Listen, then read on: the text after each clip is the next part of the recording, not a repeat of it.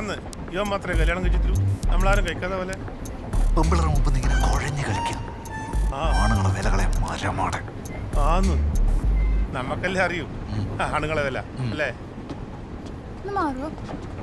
വാവ പോയിട്ട് വാ. ഏട്ടാ എടുത്തന്നെ.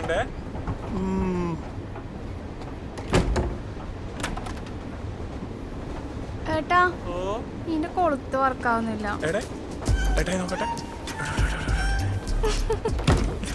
ഇന്റെ കൊളുത്ത കലികാലം. ഇതെന്തെന്നാ ഇത്?